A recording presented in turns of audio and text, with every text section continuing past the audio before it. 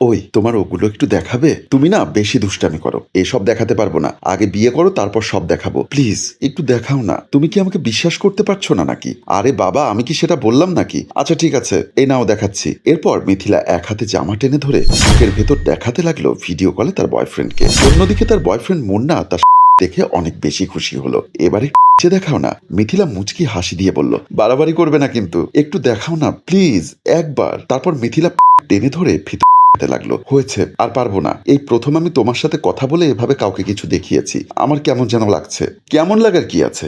আমি তো তোমার বয়ফ্রেন্ড, ভবিষ্যতের স্বামী হব। এত লজ্জা পাওয়ার কিছু নেই। এই সব কিছুই তো আমার। হ্যাঁ বুঝতে পেরেছি।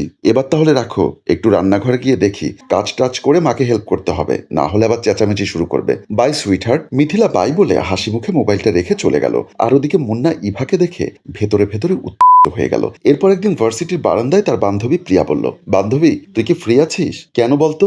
একটু আমার সাথে রেস্টুরেন্টে যাবি? মিথিলা অবাক হয়ে বলল, কি ব্যাপার, তুই আজকে আমাকে রেস্টুরেন্টে খাওয়াতে চাচ্ছিস? মিথিলার কথায় বলল, মাথা খারাপ হয়েছে নাকি? আমি তোকে রেস্টুরেন্টে খাওয়াবো আমার টাকা খরচ করে? আসলে কদিন ধরে একটা ছেলের সাথে কথা বলছিলাম অনলাইনে, আর আজকে দেখা করার কথা। দেখি যদি সব ঠিক থাকে হয়তো রিলেশনটা হয়ে যাবে। আজকে প্রথম দিন যাচ্ছি, কেমন যেন লাগছে, তাই বললাম তুই আমার সাথে চল। আচ্ছা ঠিক আছে চল, তাহলে আমিও বান্ধবীর নতুন বয়ফ্রেন্ডকে দেখে আসি। তাছাড়া তুই তো আর আমাকে নিজের টাকা খরচ করে খাওয়াবি না। কথাটা বলে দুজনে হাসতে হাসতে রেস্টুরেন্টের উদ্দেশ্যে বেরিয়ে গেল। রেস্টুরেন্টে গিয়ে বসলো প্রিয়া ও মিথিলা। কই রে তোর বয়ফ্রেন্ড? কোনটা?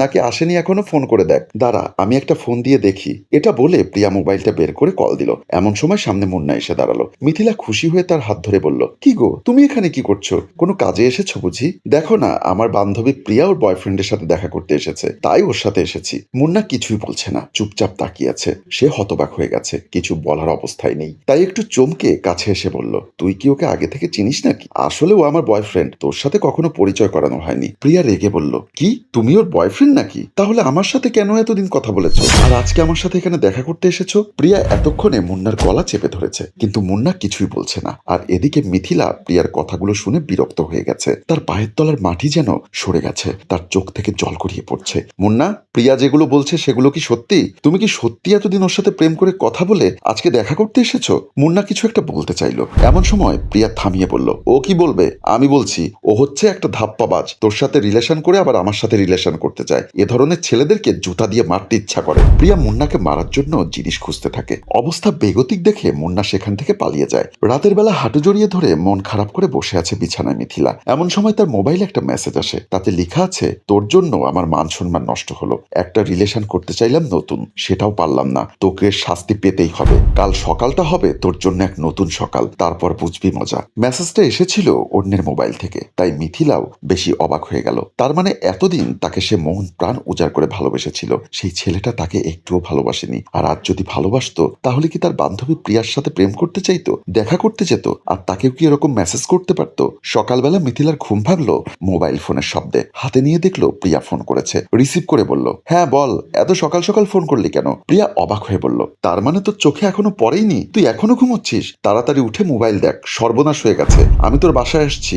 বলে মোবাইলটা কেটে দিল প্রিয়া। মিথিলা অবাক হয়ে ভাবলো, এমন কি হতে পারে? তারপর সে মোবাইল ঘেটে দেখলো অনলাইনে তার ছবি ভাইরাল হয়ে গেছে। সে সেদিন তার বয়ফ্রেন্ড মুন্নাকে যেভাবে ভিডিও কলে দেখিয়েছিল, এগুলোই তার স্ক্রিনশট। মুন্না যে তার এত বড় ক্ষতি করবে সে সেটা স্বপ্নেও কল্পনা করতে পারেনি সেদিন। প্রচন্ড ভয়ে আতকে সে ডুকরে ডুকরে কাঁদতে লাগলো। প্রচন্ড টেনশনে মিথিলার মা সোফায় বসে আছে মাথায় হাত দিয়ে। প্রিয়া বলল, আন্টি একটু শান্ত হন, সারাদিন কিছুই খাননি, একটু কিছু খেয়ে নিন। কিভাবে খাবো বলো? আমার মেয়েটার এত বড় সর্বনাশ হয়ে গেল, আমার কি গলা দিয়ে খাবার নামবে? তারপর চোখের জল মুছে বললেন, আচ্ছা প্রিয়া, এই ছবিগুলো কি কোনোভাবে মুছে ফেলা যায় না? আন্টি আমি আপনার মনের অবস্থা বুঝতে পারছি, নিজেকে শক্ত করুন। আমি একটা কথা বলি আন্টি, এটাই বোধহয় ভালো হবে।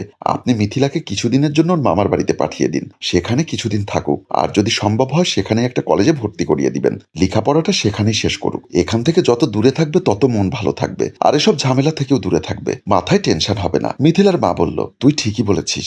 আমি কালকে সকালে ওকে আমার বাবার বাড়িতে পাঠানোর ব্যবস্থা করছি। ওকে ওখানেই পড়ালেখাটা শেষ করাবো। আর যদি সুযোগ হয় তাহলে আমি সেখান থেকেই ওকে বিয়ে দিয়ে দিব। তার দুদিন পর কাপড় চোপড় ব্যাগ ভর্তি নিয়ে মিথিলা ও তার মা তার মামা বাড়ি এসে পৌঁছালো। তার মামা মমিন খান দরজা খুলে তাদেরকে দেখে খুশি হয়ে বলল, কি ব্যাপার, তোরা যে আসবে আমাকে তো আগে কিছুই বললি না। মিথিলা মা কেমন আছিস? অনেক বড় হয়ে গেছিস। মিথিলা নিষ্প্রাণ ভাবে তাকিয়ে আছে, তার মুখের হাসি যেন হারিয়ে গেছে। তারপর মিথিলা তার ভাইকে সবকিছু বুঝিয়ে বলল। সব কথা শুনে মমিন খান আফসোস করে বলল, আমার ভাগ্নির জীবনটা এভাবে নষ্ট হয়ে যেতে পারে না। মিথিলা মা, তুই আমার বাসায় থাকবি আজ থেকে, আমার এখানে থেকে পড়াশোনা করবি, যতদিন তোর ইচ্ছা হয় ততদিন থাকবি, কোনো সমস্যা নেই মা। তোর বাবা নেই তো কি হয়েছে, তোর মামা তো এখনো বেঁচে আছে। মিথিলার মাথায় হাত বুলিয়ে দিয়ে সান্ত্বনা দিলেন মমিন খান। তারপর সেখানেই তার মামার এক বন্ধুর ছেলের সাথে সুন্দরভাবে বিয়ের অনুষ্ঠান সম্পন্ন হলো মিথিলার। বিয়ের আনুষ্ঠানিকতা শেষে বাসর রাতে হাঁটু জড়িয়ে বসে আছে মিথিলা। এমন সময় ঘরে ঢুকে এলো তার স্বামী, তার পাশে বসে বলল, কি ব্যাপার ম্যাডাম, কেমন আছেন? মিথিলা লজ্জা লজ্জা ভাব নিয়ে বলল, জি ভালো আছি, আপনি কেমন আছেন? তার স্বামী বলল, আগে ভালো ছিলাম না, তবে এখন ভালো আছি, আপনার এগুলো খেতে পারবো তাই। মিথিলা অবাক দৃষ্টিতে তাকিয়ে মনে মনে বলল, বিয়ের প্রথম রাতে এসব কি বলছে লোকটা, এতদিন শুধু মোবাইলে দেখেছি, এবার নিজের হাতে ধরে মজা করতে পারবো। আমি তো আপনার ছবি দেখে চিনে ফেলেছিলাম, তাই তো বিয়ে করেছি, এবার দেখি সব আমাকে উজাড় করে দিয়ে দিন, আমার কিন্তু এগুলোই চাই। কথাটা শুনে মুহূর্তেই মিথিলার চোখ থেকে পানি গড়িয়ে পড়ল। সে বুঝতে পারল তার স্বামী আসলে তার ওসব ছবি দেখেই বিয়ে করেছে, আর তার স্বামী লোভী দৃষ্টিতে তার শরীরের আগাগোড়া মাপছে। সম্মানিত ভিউয়ার্স, মিথিলার জীবনের পরবর্তী অধ্যায়গুলো দেখতে চাইলে দ্বিতীয় পর্ব লিখে কমেন্ট করে জানাবেন। গল্পটির রচনায় অভি ও চিত্রগ্রহণ ইপ্তি হোসেন।